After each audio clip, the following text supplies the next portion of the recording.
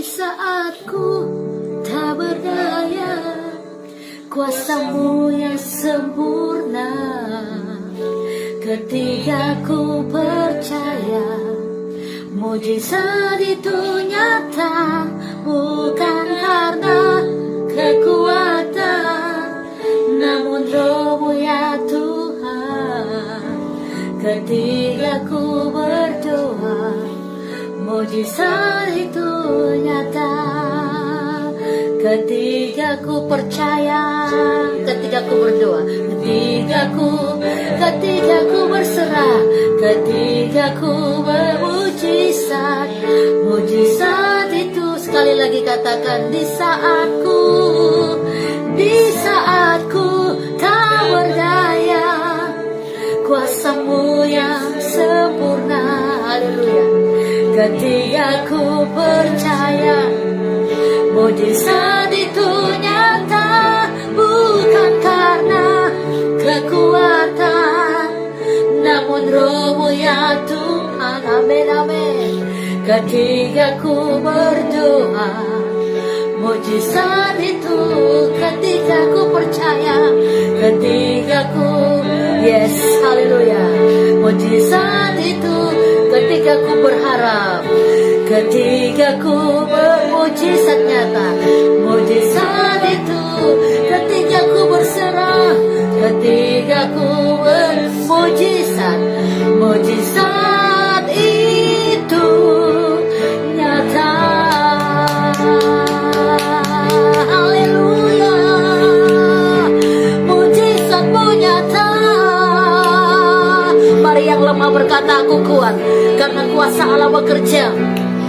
Mari yang putus asa berkata, aku mengalami kelegaan karena kuasa Allah bekerja. Yang sedang punya masalah persoalan, datang sama Tuhan. Dia berikan engkau kelegaan, Dia berikan engkau kelepasan. Haleluya. Kami percaya kuasa-Mu bekerja. Kami percaya Engkau membawa kami di dalam kebesaran-Mu. Kami mengalami kemenangan, sukacita, damai sejahtera daripada-Mu. Sumber segala sumber. Semua yang letih lesu dan berat datang sama Tuhan. Di saatku tak berdaya, kuasa-Mu yang sempurna.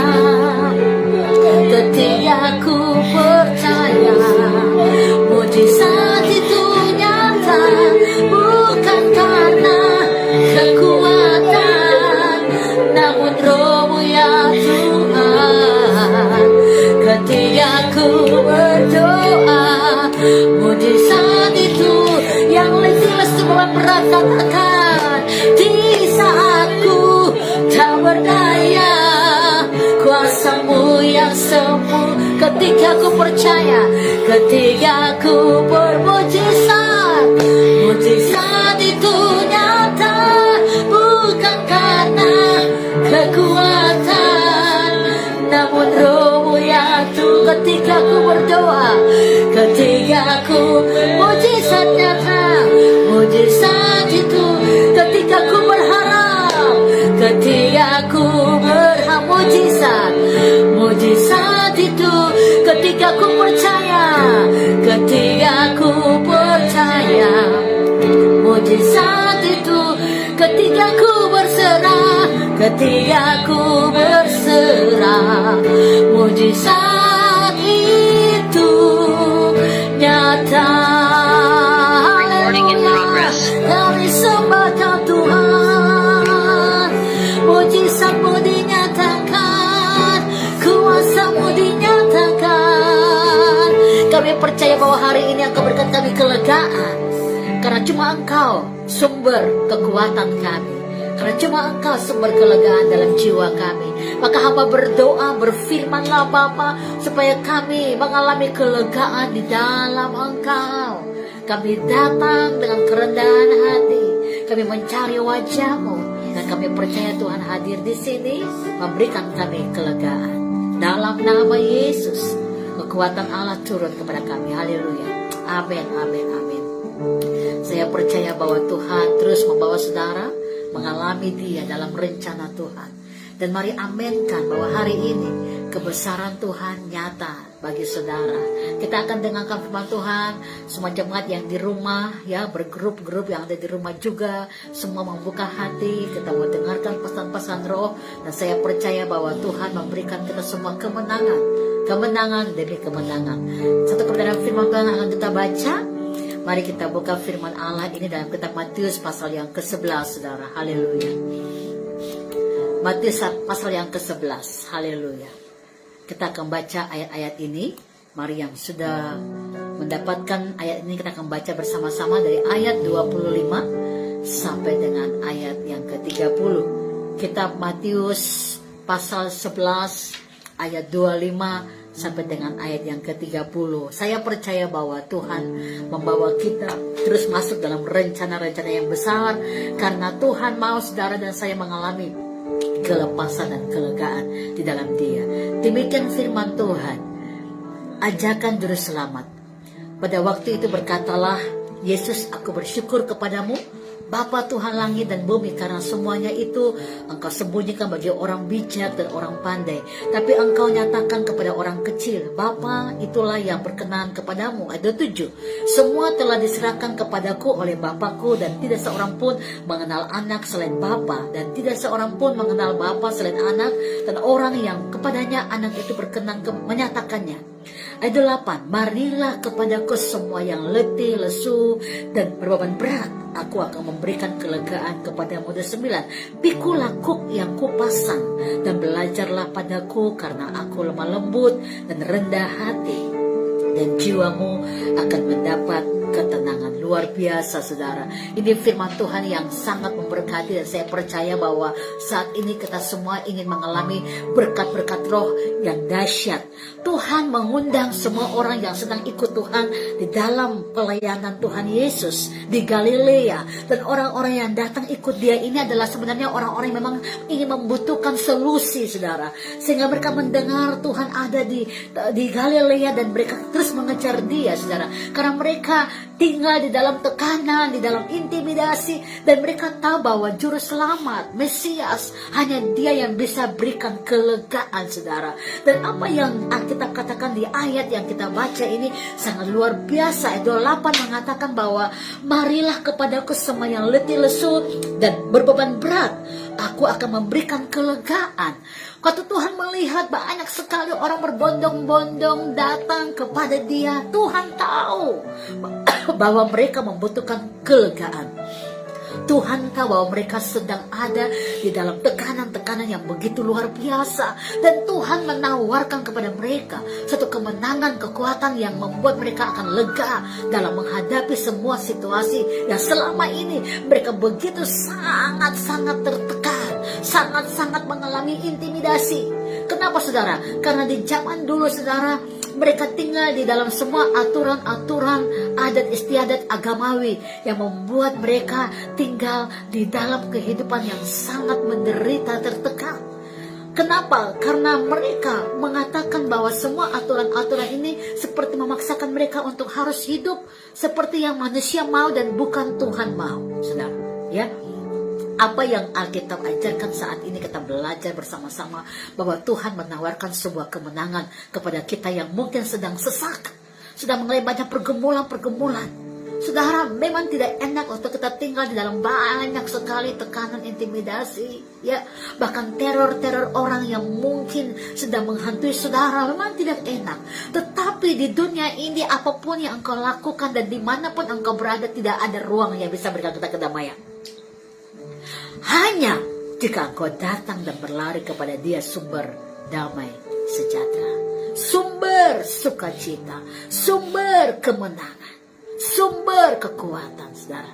Ya, Alkitab berkata bahwa kalau semua yang lelah, yang sedang punya beban, ya, datang kepada Dia, mereka akan mengalami kelegaan. Karena pada zaman Yesus itu, saudara, para pemimpin agama, ya, memaksa orang-orang untuk ikuti banyak peraturan-peraturan dan tradisi-tradisi agamawi, ya, sehingga itu membuat orang-orang merasa lelah dan sangat capek, saudara.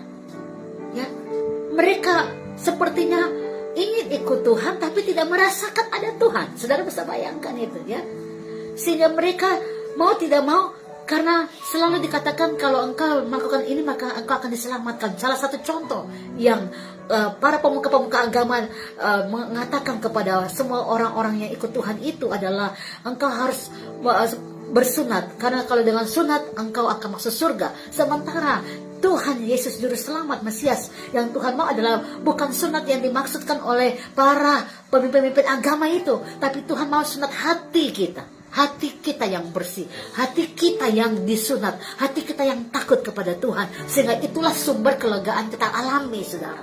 Ya, dan ini yang membuat orang-orang merasa sangat tertekan. Tuhan mengajak mereka untuk mari datang kepada Aku berjanji bahwa orang-orang ini akan mengalami kemenangan. Mengapa? Karena memang Tuhan mau membantu mereka. Tuhan ingin mereka mengalami dan melihat satu kemenangan. Kita lihat sebentar perbandingan ayat Markus pasal 7 ayat yang ke-7. Silakan dibuka Alkitab dan baca Markus 7 ayat yang ke-7, saudara. Haleluya. Mari kita belajar dan kita mengalami bahwa Tuhan selalu mengundang kita untuk kita mengalami kemenangan di dalam Dia. Ya, Markus pasal yang ke-7 ayat yang ke-7. Demikian firman Tuhan, percuma mereka beribadah kepadaku, sedangkan ajaran yang mereka ajarkan ialah perintah manusia. Nah, ini dasar yang membuat orang-orang ini sebenarnya mereka ingin mengalami kelepasan dan kemenangan. Tetapi di Markus dikatakan mereka beribadah, tapi mereka percuma beribadah. Saudara bisa bayangkan kata percuma beribadah, berarti di mata Tuhan, Tuhan tidak menghargai mereka karena mereka bukan mencari Tuhan, tapi mereka melakukan adat istiadat agamawi. Dan itu gak berkenan kepada Tuhan. Sama seperti yang saya katakan, bangsa ini memuliakan Aku dengan bibirnya, tetapi hatinya sangat menjauh. Bagaimana orang bisa beribadah kepada Tuhan yang adalah sumber damai sejahtera, tetapi mereka tidak mendapat damai sejahtera? Bagaimana mereka ingin memuji dan menyembah Tuhan, tapi mereka tidak merasakan ketenangan?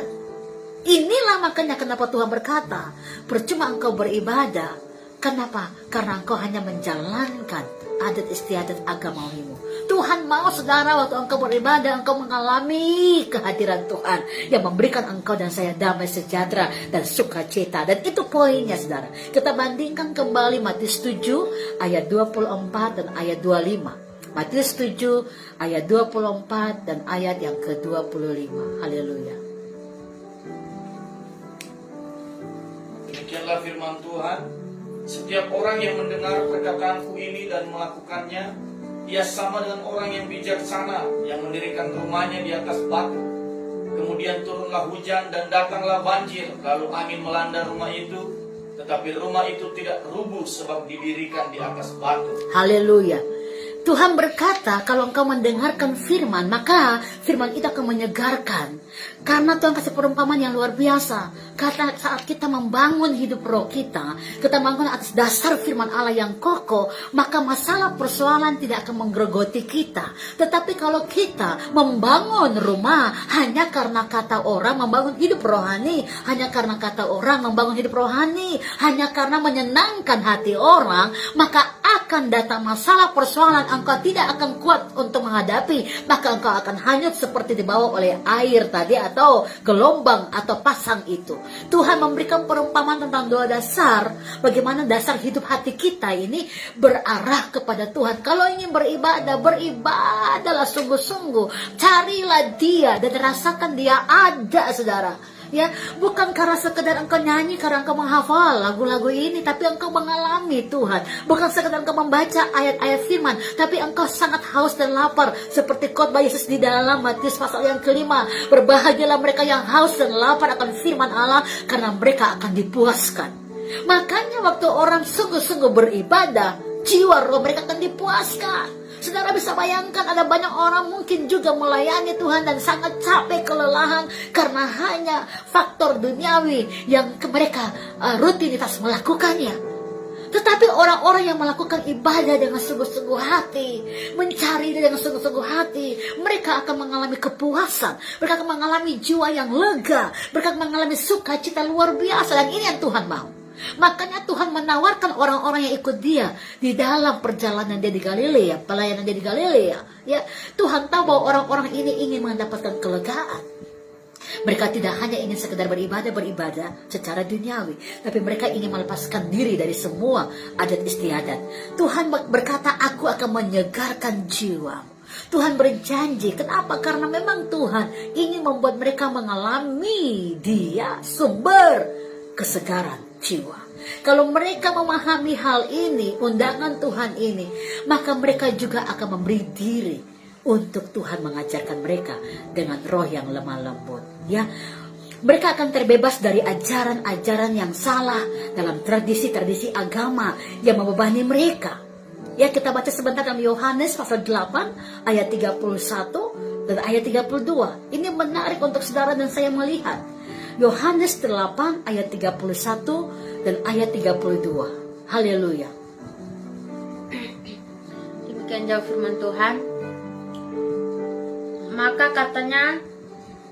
Maka katanya kepada orang-orang Yahudi yang percaya kepadanya, jikalau kamu tetap dalam firman-Ku, kamu benar-benar adalah murid-Ku. Haleluya. Dan kamu akan mengetahui kebenaran, dan kebenaran itu akan memerdekakan kamu. Haleluya. Tuhan mau mereka juga ikut Tuhan dan mau jadi murid, diajarkan dengan sebuah hati yang luar biasa.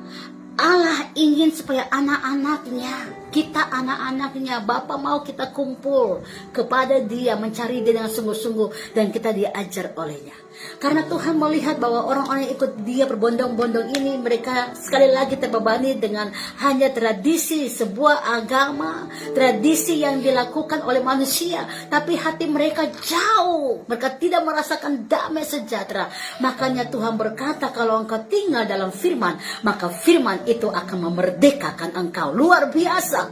Tuhan berkata, pikulah kuk dan belajarlah dari aku.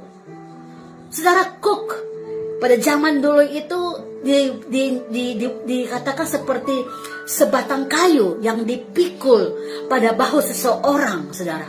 Pada zaman Alkitab itu kuk sering dipakai untuk membawa beban yang berat, saudara.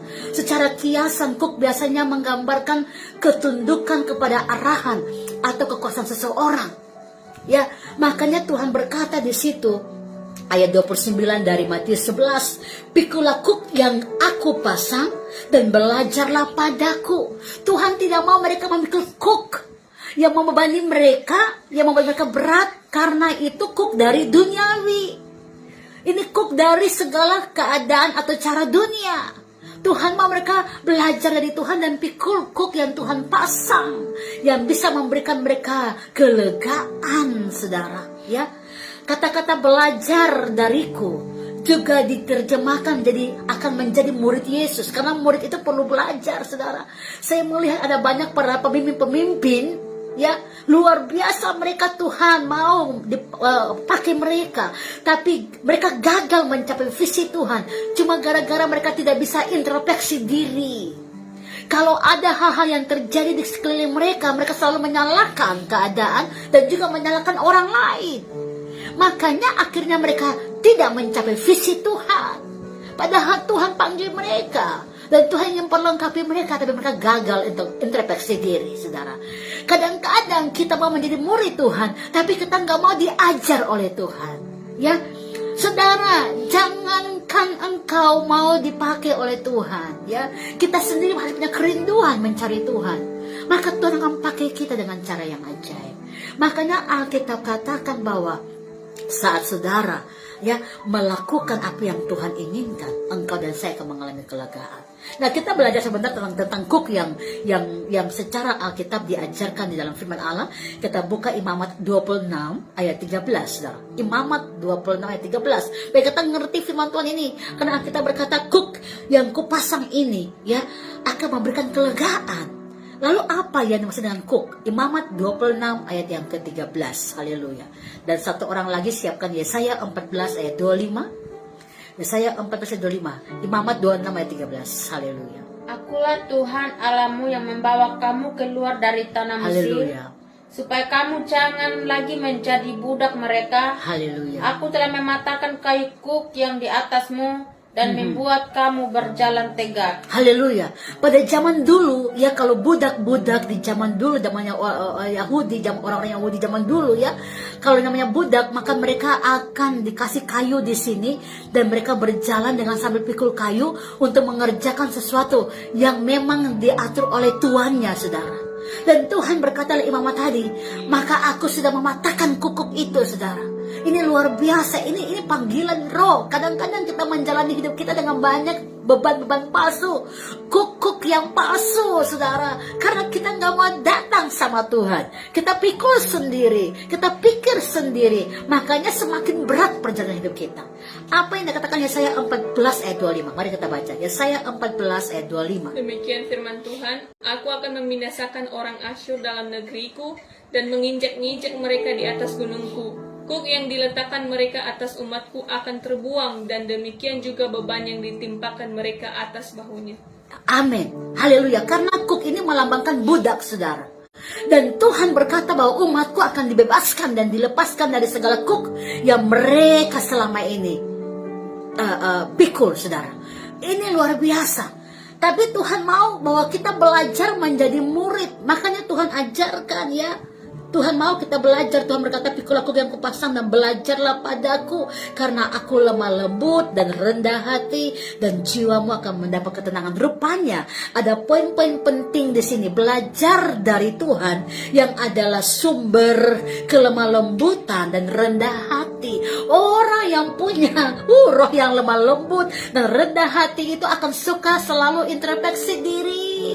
Dan firman Allah itu dia berkaca di sana, saudara. Dia tidak akan menyalahkan segala keadaan, menyalahkan orang lain, bahkan menyalahkan Tuhan. Tidak, saudara. Dia akan belajar memiliki kerendahan hati. Roh lemah lembut ada di dalam jiwanya. Dan Tuhan mau mereka ini yang sedang mengalami beban-beban palsu ini datang sama Tuhan dan belajar rendah hati. Belajar untuk melihat dan mensyukuri segala sesuatu, dan tidak menyalahkan situasi dan kondisi atau orang lain. Karena Tuhan kadang-kadang pakai orang, Tuhan kadang-kadang pakai situasi untuk membentuk kita menjadi orang-orang yang rendah hati dan lemah lembut. Maka semua yang kita lewati kita bersyukur. Tuhan sedang izinkan saudara untuk dihempas, untuk dipahat menjadi pribadi-pribadi yang mulia, pribadi-pribadi yang sangat mengasihi Tuhan. Ya, dan kalau kita menjadi murid Tuhan, ini akan menjadi satu ketenangan dalam jiwa kita, saudara.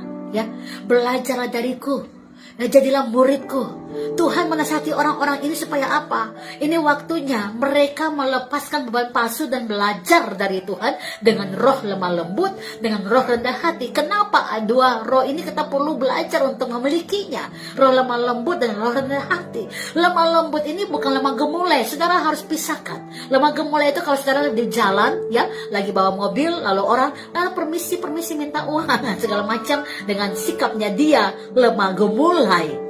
Dan orang-orang seperti ini rapuh. Tapi lemah lembut itu bicara tentang orang yang punya karakter yang sangat kokoh. Dia seperti air, tapi saudara bayangkan air itu, kemanapun air ini mengalir, kalau ada batu-batu yang menghalangi, air itu akan tetap cari jalan keluar. Tetap mengalir dia, saudara. Bahkan air itu bisa menarik sampah-sampah di pinggiran pantai, di pinggiran sungai. Untuk apa? Mengalir keluar. Jadi air ini punya kekuatan luar biasa, saudara. Dimanapun ada air, ada batu besar sekalipun, air itu bisa menerobos masuk. Tapi air itu sangat tenang, mengalir. Nah, Tuhan mau kita punya hati lemah lembut seperti itu. Dalam menghadapi masalah-masalah, belajar tenang, belajar percaya firman Allah, belajar pandang sama Tuhan. Karena firman Allah diberikan kepada kita yang mengasihi Dia. Firman Allah diberikan kepada saudara dan saya untuk menuntun kita punya langkah-langkah supaya kita nggak jatuh ulang-ulang di tempat yang sama. Kita nggak jatuh ulang-ulang dalam kelemahan kita yang sama. Firman Allah itu dahsyat, penuntun hidup kita. Itulah makanya kenapa Tuhan berkata, belajarlah daripada aku, karena aku ini lemah lembut dan aku ini rendah hati. Kenapa Kenapa kita perlu belajar rendah hati? Orang yang rendah hati itu tidak akan bersungut-sungut, saudara. Orang yang rendah hati akan selalu bilang, thank you Lord, terima kasih untuk proses ini hari ini. Terima kasih untuk berkat yang hebat. Karena dia tahu, di balik ujian, di balik proses ini, Tuhan sedang memperkaya dia. Nah, kadang-kadang kita lupa mengapa Sang Penjunan membuat kita melewati masa-masa yang sulit. Karena dia sedang melatih iman kita menjadi orang-orang yang luar biasa. Katakan amin, haleluya. Nah, persoalannya adalah apakah sampai hari ini engkau masih bersungut-sungut? Makanya kita gak bisa memiliki dua roh yang luar biasa, roh lemah lembut dan roh rendah hati. Kalau saudara sudah punya dua spirit ini, lemah lembut dan rendah hati, maka engkau sudah menjadi orang yang dewasa di dalam imanmu, saudara. Ya, Tuhan ingin anak-anak Tuhan jangan lagi pikul beban palsu, tapi engkau harus memiliki karakter yang hebat ini, rendah hati dan lemah lembut. Come on, anak-anak Tuhan, semakin engkau tinggal dan diam di dalam firman Allah, engkau semakin indah, luar biasa.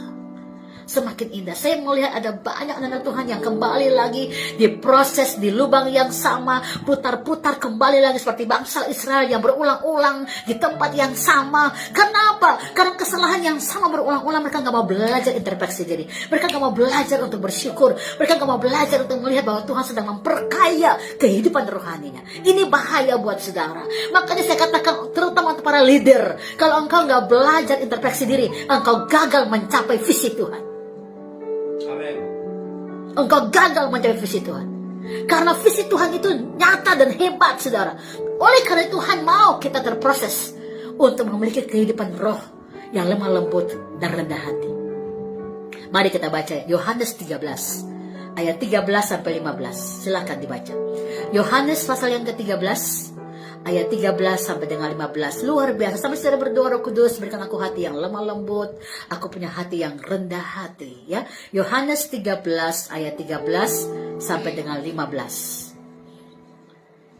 Kamu menyebut aku guru dan Tuhan, Haleluya. dan katamu itu tepat, sebab memang akulah guru dan Tuhan.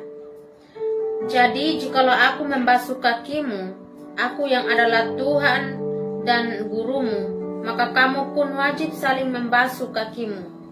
Sebab aku telah memberikan suatu teladan kepada kamu, supaya kamu juga berbuat sama seperti yang telah kuperbuat kepadamu. Haleluya.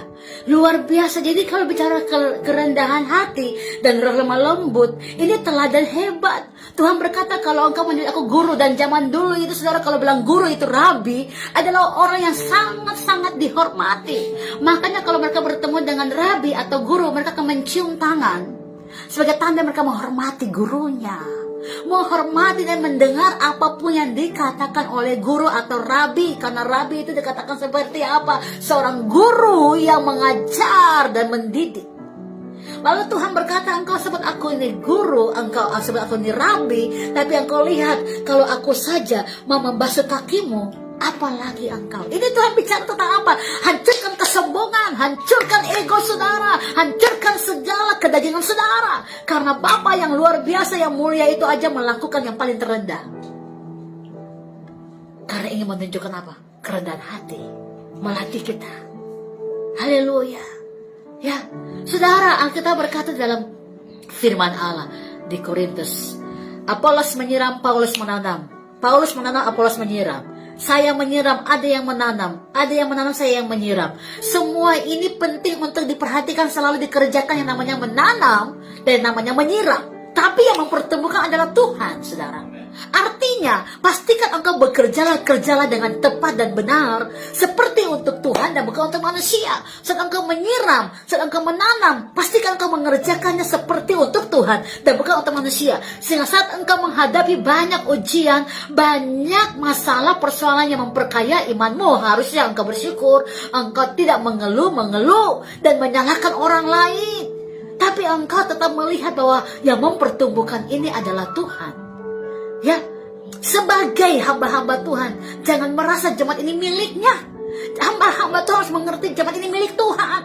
Tugas kita adalah menyiram, menanam, pastikan mereka bertumbuh, berakar, berbuah dengan sangat luar biasa, supaya Tuhan mempertumbuhkan iman. Haleluya. Jangan bertengkar dengan masalah jemaat ini, jemaat itu, jangan bertengkar. Hei, mari belajar rendah hati. Oh, haleluya. Belajar rendah hati, belajar lemah lembut.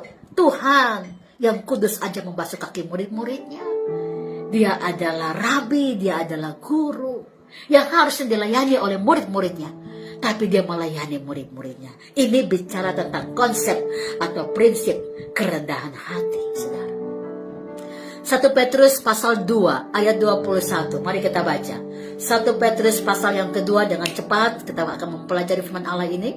1 Petrus 2 ayat 21, dan kita akan melihat apa yang menjadi prinsip-prinsip Alkitabiah yang Tuhan mau kita mengalaminya. Demikian jawab firman Tuhan.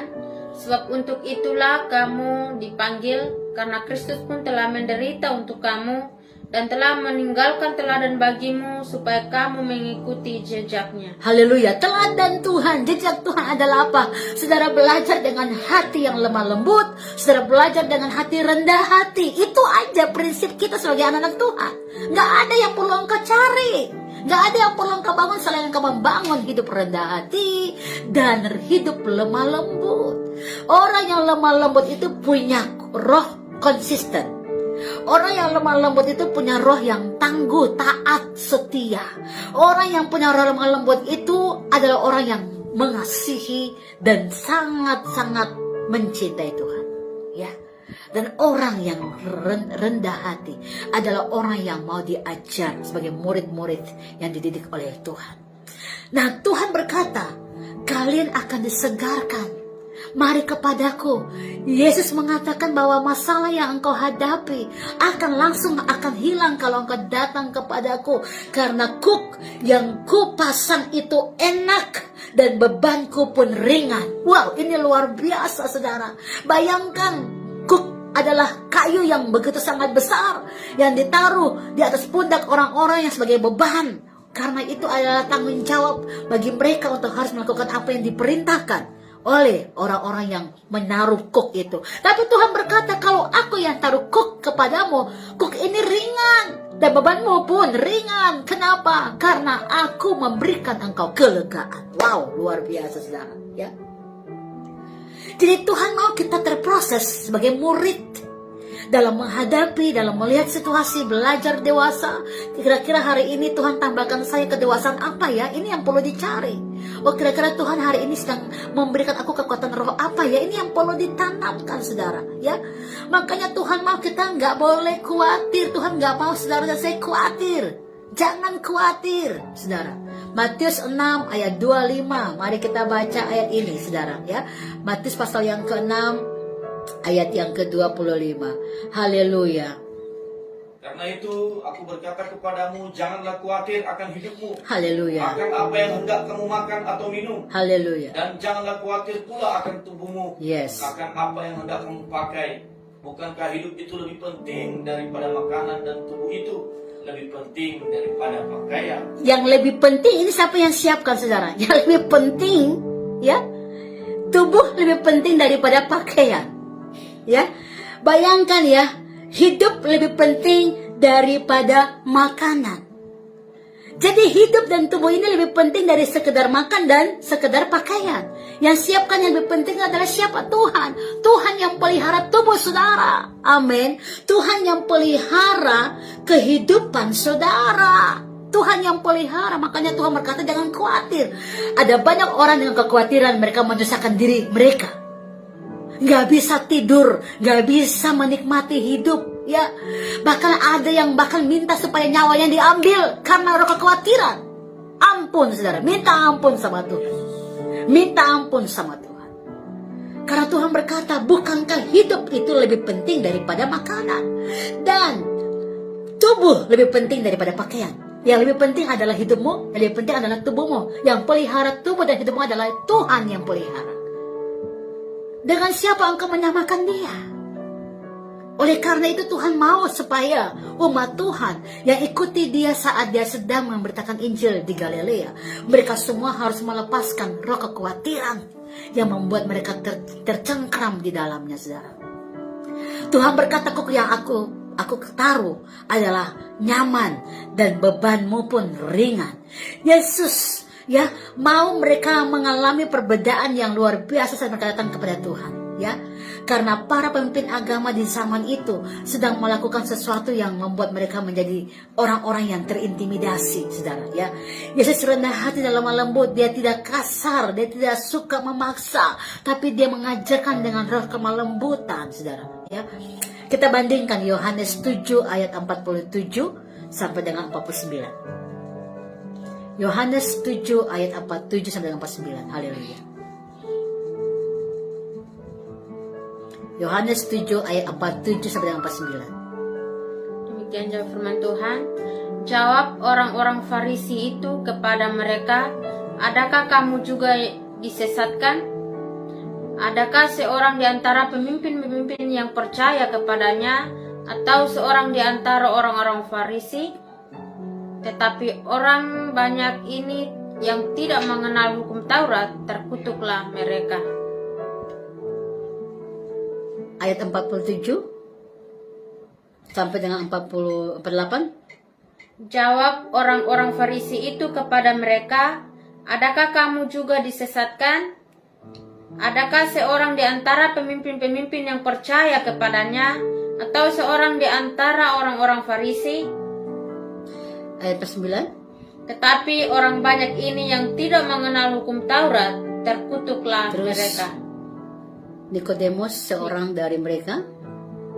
Nikodemus, seorang dari mereka yang dahulu telah datang kepadanya, berkata kepada mereka, Terus, apakah hukum Taurat kita menghukum seseorang sebelum ia didengar dan sebelum orang mengetahui apa yang telah diperbuatnya? terus, Jawab mereka, apakah engkau juga orang Galilea? Selidikilah kitab suci dan engkau akan tahu bahwa tidak ada nabi yang datang dari Galilea. nah, ini pertentangan karena waktu Tuhan berkata, datanglah kepadaku semua yang telah beban berat, ya. Maka ada orang-orang yang namanya ahli-ahli Taurat itu, mereka menghalangi orang-orang datang kepada Tuhan. Tetapi Tuhan terus menawarkan satu kemenangan kepada orang-orang ini karena memang Dia tahu, ya, orang-orang ini butuh kelepasan dan kemenangan. Nah, Tuhan mau saudara saat ini waktu engkau sedang mengalami banyak sekali ujian-ujian kehidupan yang tidak menentu dalam jiwamu, engkau harus pastikan bahwa engkau tinggal dan berjalan dalam firman Allah, engkau hidup dalam firman Allah, engkau meminta Tuhan bahwa rohnya menuntun engkau sehingga engkau tidak akan mengalami tekanan intimidasi. Ya, dan Tuhan ingin supaya kita belajar dari satu tindakan Tuhan untuk bagaimana menjadi seorang murid. Kita perlu terproses dan diajar oleh Tuhan. Dalam konteks ini kita melihat bahwa Yesus mengucapkan kata-kata yang memberikan kekuatan kepada orang-orang yang sedang mengalami tekanan, intimidasi. Dan Dia berkata, mari kepadaku, aku akan berikan kelegaan. Kelegaan ini adalah aku akan memberikan kelepasan. Dan kelepasan ini adalah aku akan memberikan engkau freedom in spirit, damai sejahtera dalam roh. Dan itu yang Tuhan mau saudara dan saya mengalami kemenangan-kemenangan ini saudara. Ya, jangan lagi tinggal di dalam beban palsu yang menekan saudara. Saudara harus bisa meminta Roh Kudus datang dan melawat saudara pada saat ini dan membiarkan Dia mengambil alih hidupmu supaya engkau mengalami kekuatan firman yang memerdekakan engkau. Alkitab berkata, marilah kepadaku semua yang telah beban berat, aku akan memberikan engkau kelegaan. Saat kita tahu bahwa hanya di dalam Tuhanlah sumber kekuatan kita, maka kita akan terus mencari Dia. Dan waktu engkau pandang kepada Dia, engkau tidak akan tinggal di dalam beban palsu. Beban palsu itu adalah bicara apa? Pikiran yang sia-sia, ya. Persungutan-persungutan yang akan membawa intimidasi lebih banyak. Ya, beban palsu itu bicara bahwa engkau sedang khawatir. Beban palsu itu bicara bahwa engkau tidak percaya kepada janji-janji Allah. Ya dan amin. Ya, apapun yang engkau sedang hadapi hari ini, mari datang sama Tuhan. Mari datang kepada Tuhan, sumber damai sejahtera. Kita pasti akan mengalami kelegaan dan kelepasan. Jangan biarkan engkau terbawa berhari-hari, berminggu-minggu, berbulan-bulan dengan intimidasi yang lahir dari kuasa kegelapan, saudara. Engkau perlu dibebaskan. Engkau perlu dipulihkan. Pegang janji Allah. Tidak ada satu kecelakaan pun yang terjadi atas dirimu. Karena rencana Allah adalah damai sejahtera. Dia akan menjaga kakimu, dia akan menjaga langkahmu, dia akan menjaga engkau dari segala yang jahat. Itu janji Allah kepada saudara. Oleh karena itu mari bila engkau berlari kepada Tuhan. Dan bilang sama Tuhan, bebaskanlah aku. Kasih aku beban ilahi. Beban ilahi itu beban yang memberikan engkau damai sejahtera, sukacita, dan kemenangan. Beban ilahi adalah beban yang memberikan engkau satu kekuatan untuk engkau bisa melihat ada Tuhan bersama dengan engkau. Ya, dan saat yang orang-orang ikut dia ini juga ada orang-orang yang sakit bertahun-tahun, ada orang yang tinggal di dalam dikasih oleh roh jahat, saudara. Saat Tuhan berkata datang kepada aku dan mereka semua melepaskan, Tuhan aku mau ikut engkau, dan semua yang sakit disembuhkan, mereka punya beban berat dilepaskan, dan akhirnya mereka ikut Tuhan terus kemanapun Tuhan pergi. Ini membuktikan bahwa betul undangan Tuhan itu gak sia-sia. Bahwa kalau engkau datang dan engkau menerima dia sebagai Tuhan dan Juru Selamatmu, maka engkau akan mengalami kemenangan demi kemenangan. Mari hari ini, saya tidak tahu masalah saudara apapun, tapi saya mau berkata, datanglah kepada Tuhan, sumber damai sejahtera. Dia akan berikan engkau kelegaan. Dia akan memberikan engkau damai sejahtera. Dia akan memberikan engkau sukacita. Hanya dia sumber damai dan sukacita kita. Berbahagialah engkau yang datang. Yang sakit berkata, aku sembuh karena aku datang kepada sumber kehidupan itu. Yang lemah berkata, aku kuat karena aku datang kepada sumber kehidupan itu. Yang sedang punya masalah persoalan, datang kepada Tuhan berkata, aku sudah mengalami kelepasan dan jalan keluar, karena dia adalah jalan dan kehidupan dan kebenaran. Saya percaya kita mengalami sukacita yang luar biasa. Haleluya. Mari renungkan firman Tuhan ini dan minta Tuhan datang, minta Tuhan hadir, minta Tuhan menguasai saudara. Biarlah jiwa mau mengalami kelegaan saat ini, jiwa mau mengalami kelepasan saat ini. Haleluya.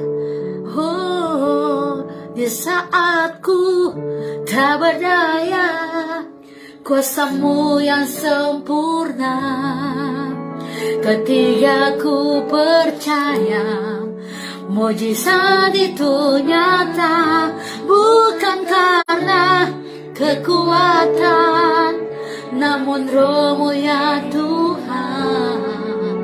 Ketika ku percaya mujizat itu, mari semua yang letih lesu beban berat katakan, di saat ku tak berdaya, terima kuasa Tuhan yang sempurna turun atas engkau.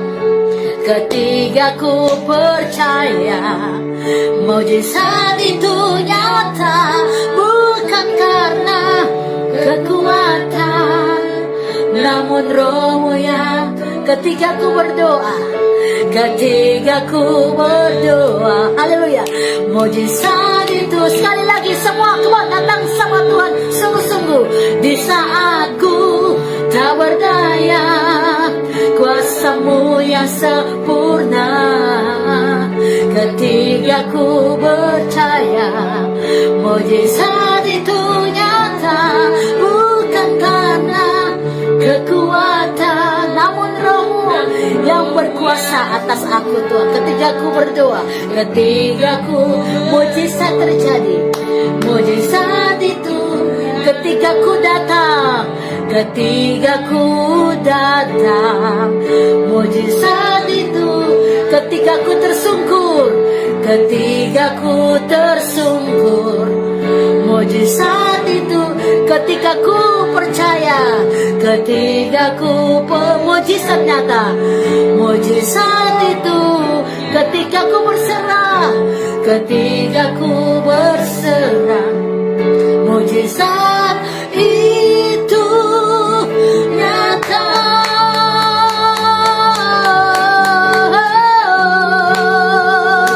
Engkau bebaskan kami, Engkau lepaskan kami, Engkau pulihkan kami. Roh-Mu bekerja, kami datang datang kepada Engkau, sumber segala sumber.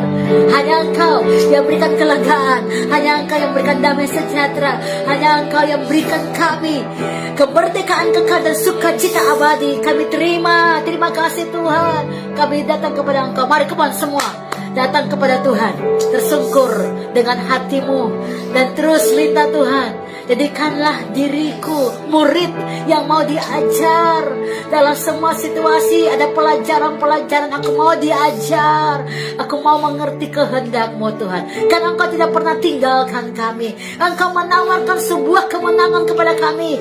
Kami mau lepaskan segala kukuk penghalang, kukuk beban palsu yang menekan, yang mengintimidasi. Kami mau lepaskan semua di dalam nama Tuhan Yesus. Kawan semua angkat hati berdoa.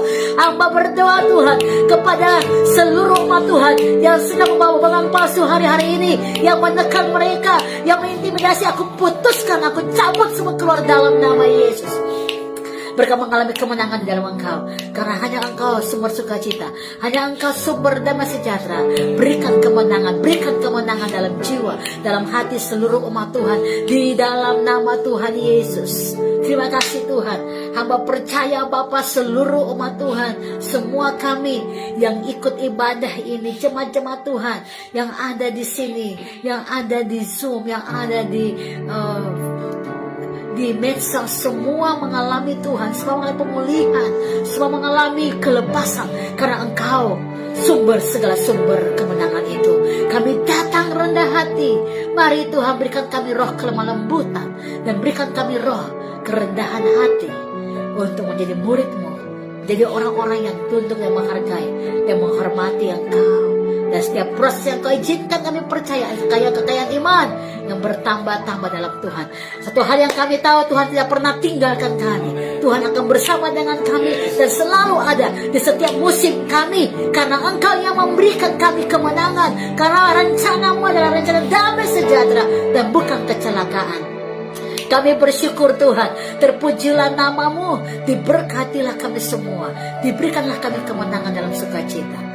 Di dalam nama Tuhan Yesus kami berdoa. Haleluya. Amin, amin, amin. Biarlah Engkau terus diberkati dan Engkau mengalami Tuhan dengan kekuatan rohnya. Haleluya. God bless you.